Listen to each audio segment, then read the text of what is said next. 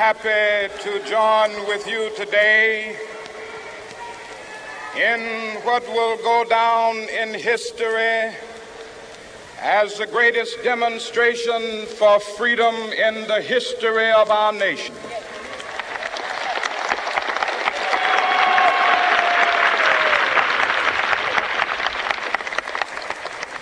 Five score years ago, a great American in whose symbolic shadow we stand today signed the Emancipation Proclamation. This momentous decree came as a great beacon light of hope to millions of Negro slaves who had been seared in the flames of withering injustice. It came as a joyous daybreak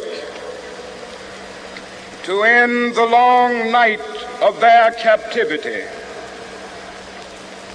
But 100 years later,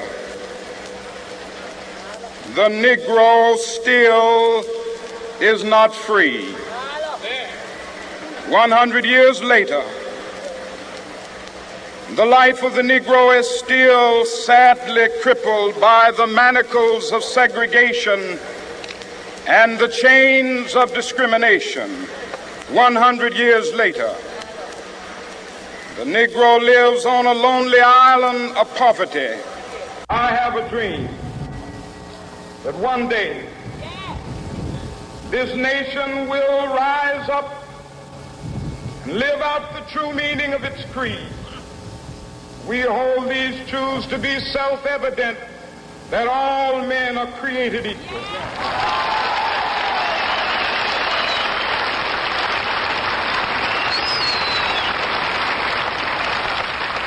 I have a dream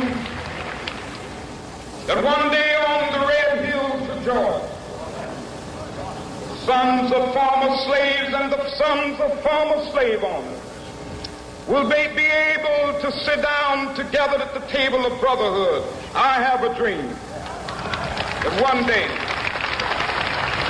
even the state of Mississippi, a state sweltering with the heat of injustice, sweltering with the heat of oppression, will be transformed into an oasis of freedom and justice. I have a dream.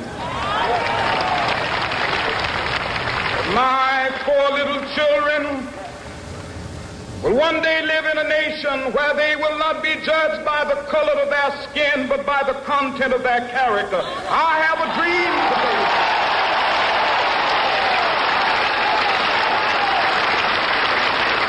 I have a dream that one day, down in Alabama with its vicious racists, with its governor having his lips dripping with the words of interposition and nullification. One day right there in Alabama, little black boys and black girls will be able to join hands with little white boys and white girls as sisters and brothers. I have a dream today.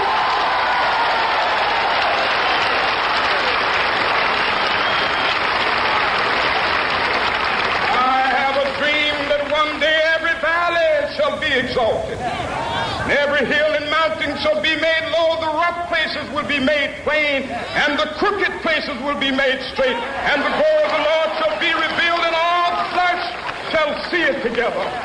This is our hope. This is the faith that I go back to the South with. With this faith, we will be able to hew out of the mountain of despair a stone of hope. With this faith, we will be able to transform the jangling discords of our nation into a beautiful symphony of brotherhood. With this faith, we will be able to work together, to pray together, to struggle together, to go to jail together, to stand up for freedom together, knowing that we will be free one day.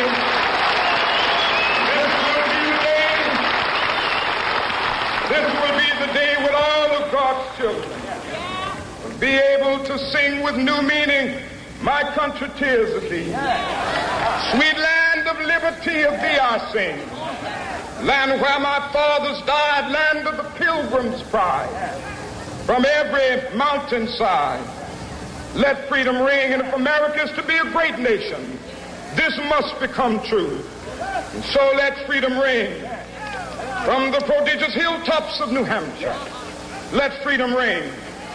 From the mighty mountains of New York, let freedom ring. From the heightening Alleghenies of Pennsylvania, let freedom ring. From the snow-capped Rockies of Colorado, let freedom ring. From the curvaceous slopes of California. But not only that, let freedom ring from Stone Mountain of Georgia. Let freedom ring from Lookout Mountain of Tennessee. Let freedom ring from every hill and molehill of Mississippi, from every mountainside. Let freedom ring, and when it happens,